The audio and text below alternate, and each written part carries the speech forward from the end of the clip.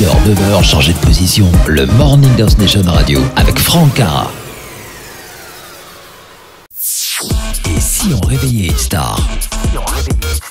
Merci d'écouter le Réveil de Star tous les matins sur House Nation Radio, c'est un plaisir. Vous êtes tous les matins de plus en plus nombreux, merci à vous.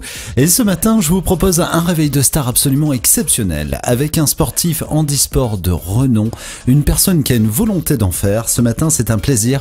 Nous allons recevoir Timothée Adolphe. C'est parti.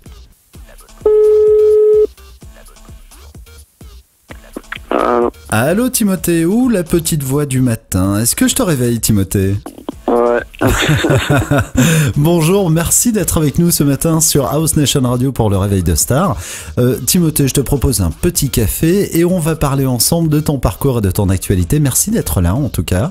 Et comment vas-tu? Bah écoute, bien. Bien. J'ai un cueil au pied du lit, mais ça va.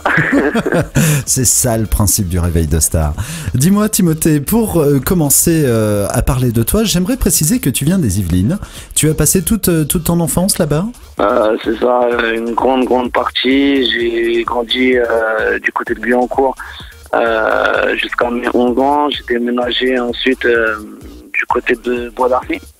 D'accord. Et donc jusqu'à mes 15 ans, j'étais dans ce secteur.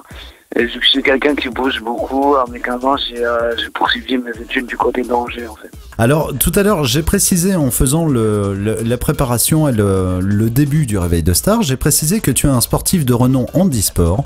Est-ce que tu peux nous parler de ton handicap? Alors, en fait, moi, je suis malvoyant. D'accord. J'ai été malvoyant jusqu'à mes 18 ans. Et j'ai perdu la vue totalement, donc à 18-19 ans. Et tu faisais déjà du sport à l'époque ou tu avais décidé de faire du sport seulement quand tu as commencé à avoir cet handicap? Alors non, j'ai commencé à faire de l'athlé quand j'avais 11 ans, suite au jeu de Sydney, où j'avais vu à la télé à la Djiba. D'accord.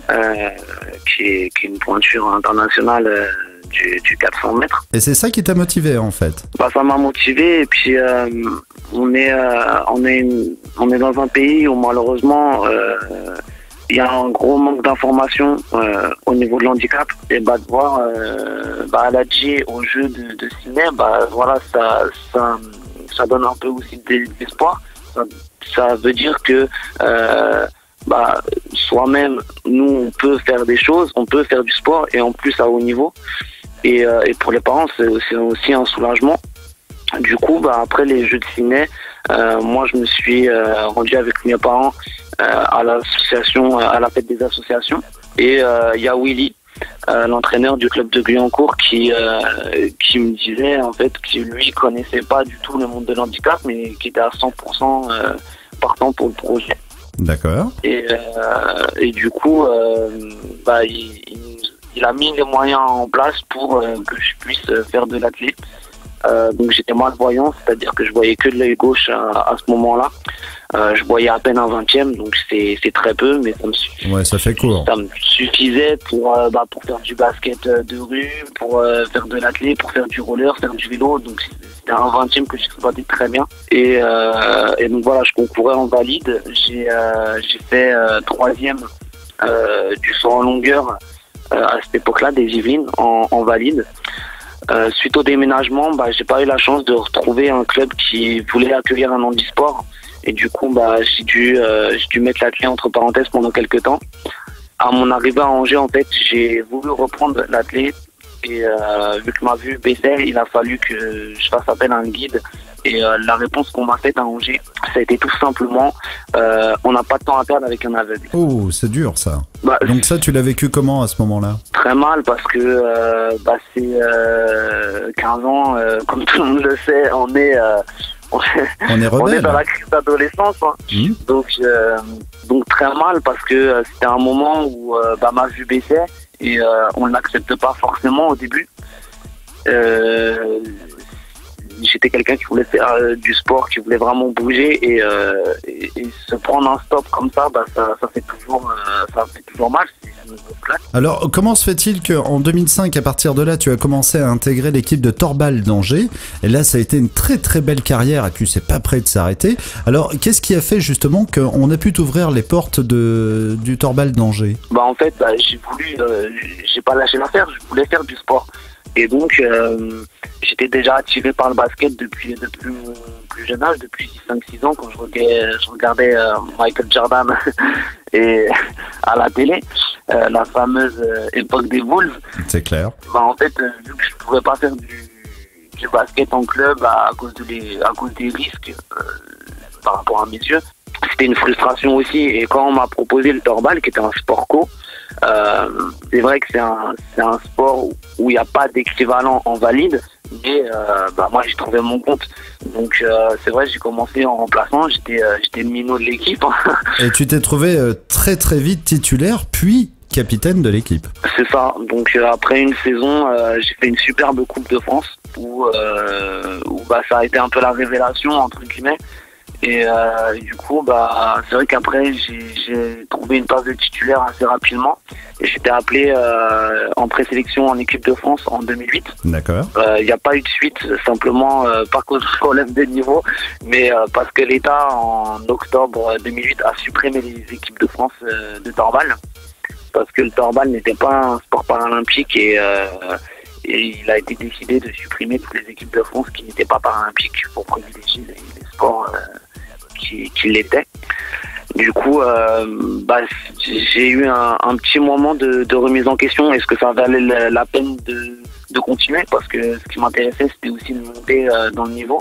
Dès 21 ans, donc, tu décides d'arrêter effectivement le Torbal et tu reprends l'athlétisme après avoir trouvé un guide. À Tunjimana. Et là, par contre, c'est parti. Tu as établi un très très beau record de France, le 800 mètres, en tant que non-voyant. Donc là, respect. C'est ça. Donc j'arrête le Torbal parce que je vis une mauvaise expérience avec le club de la capitale. Du coup, je me retire totalement parce que ça fait 2 expériences au plus haut niveau en D1 que je vis mal.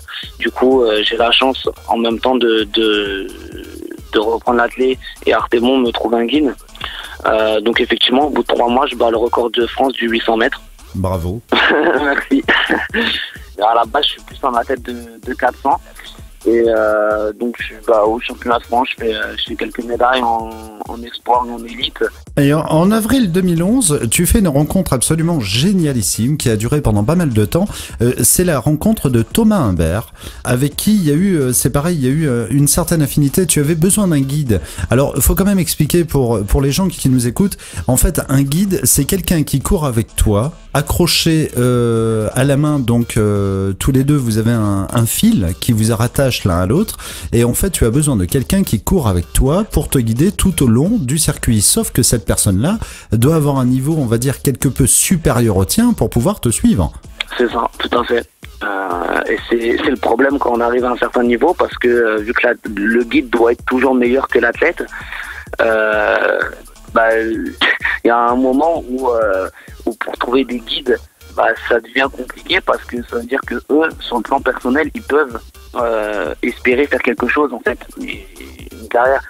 Un athlète qui va faire 51 au 400, ça veut dire que son guide, il va courir entre 48,5 et 49, et ça veut dire que lui, il peut prétendre aux France. Je te suis. Déjà, ce qui est un super niveau pour un valide, et du coup, c'est vrai que ça demande une grosse part d'humilité et une volonté de s'investir au niveau de l'handisport. Thomas Humbert, qui t'a suivi pendant pas mal de temps, d'ailleurs il y a une très très bonne cohésion, c'est même quelqu'un qui t'a souvent branché d'ailleurs. Il te faisait des blagues un peu, on va dire un peu potaches, du style regarde où tu mets les pieds, etc. Mais c'est quelqu'un avec qui tu as couru quand même pendant pas mal de temps, très très bonne cohésion. Comment a poursuivi cette rencontre tous les deux? Alors on a couru ensemble jusqu'au championnat d'Europe l'année dernière, où j'étais 4e sur 100 mètres. L'aventure s'est arrêtée là avec Thomas, parce que Thomas devenait limité, et du coup il me fallait un guide supérieur tout simplement. Et tu as réussi à retrouver? de juillet à novembre, j'ai dû m'entraîner tout seul. C'est-à-dire que pour des séances de vitesse, c'était mon entraîneur qui me guidait à la voie. C'est-à-dire que je courais vraiment tout seul. Et c'est un petit peu compliqué. C'était une période vraiment galère parce que déjà, moralement, tu sais même pas ce que va donner la suite de la saison parce que t'as pas de guide. Et du coup, en compétition, si t'as pas le droit de courir tout seul, voilà quoi. Donc, je savais pas trop où j'allais. Et j'ai eu la chance de rencontrer le guide de luxe, Cédric Philippe. D'accord. Qui est mon guide actuel, qui lui a été champion d'Europe en salle valide du relais 2, 4, 6, 8. C'est un athlète qui a déjà une grosse expérience du haut niveau en valide et qui m'apporte beaucoup en ce moment. Et là, dans ton actualité, tu prépares en ce moment le championnat du monde de 2013 à Lyon. Tu en es où de ces préparatifs ? Écoute, j'ai fait les minima sur 200 et 400. J'ai fait vraiment une super perf au meeting de la Courneuve sur 200 mètres où je me suis classé avec le 5e mondial, mais avec le 4e meilleur temps de la saison. J'ai 5e tout simplement parce qu'il y en a 2 qui sont ex-aequo. Donc j'ai vraiment fait une bonne perf et on va voir comment ça évolue, mais ça annonce de belles choses, je pense, pour CDD. Eh bien écoute, en tout cas, sache que nous on est de tout cœur avec toi. Un grand bravo Timothée pour ton parcours et pour la suite, parce que là c'est que du bon qui va venir. Merci Timothée d'avoir été notre réveil de star ce matin. Écoute, merci à toi Franck. Et je te dis en tout cas à très très bientôt sur House Nation Radio, parce qu'on va pas te lâcher comme ça. D'accord, à très bientôt et bonne journée. Je te salue, à très bientôt Timothée. Ciao ciao. Ciao. Franck Cara sur House Nation Radio.